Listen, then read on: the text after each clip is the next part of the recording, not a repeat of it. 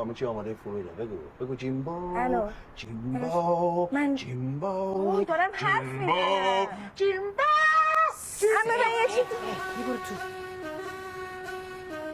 بگو ارشاد مرشدت رسید، سرورت، رئیسه، پدر دومه، نقی معمولی رسید.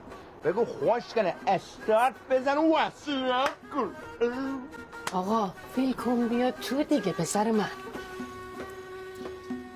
آره بگو قدر لحظات بدون، وگرنه باید غیر خانواده معمولی بزنی عزیزم. این جمع کن دیگه این دهن قیچیره. میگم سر به سر این بچه نز و استرس داره. نکن. خانواده ما رو ببین، بعد میگین چرا قیافت از ریخت آدم میزاد افتاده. آدم رفتار شما رو ببینه میتونه آدم بمونه؟ خانواده چشه؟ چه گناهی کرد مگه؟ چه خلافی کرد؟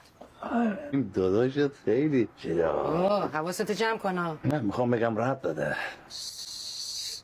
ساله رو برده تو پرای داره امتحان خلبانی میگیره. آبری ما تو میبره.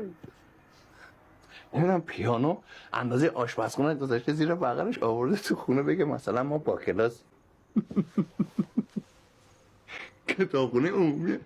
ریشه کنده برداشت آورده گذاشته تو خونه که بگه مثلا ما با فهم و کمالاتیم. والا من دوست داشتم از این دایی 2 تا داشتم دکوری، یه دونش میذاشتم این برای تلویزیون، یه دونش میذاشتم این برش. بابا نشدی که نمیفهمی.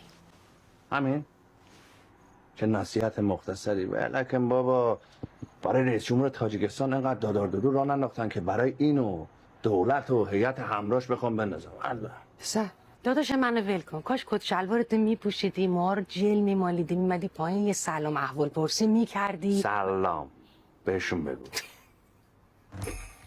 اجازه بده من در تالار افتخارات خانواده نقی معمولی نوا میشم. هرچی خواستی یه تک بنداز برای تو بیارم. چشم.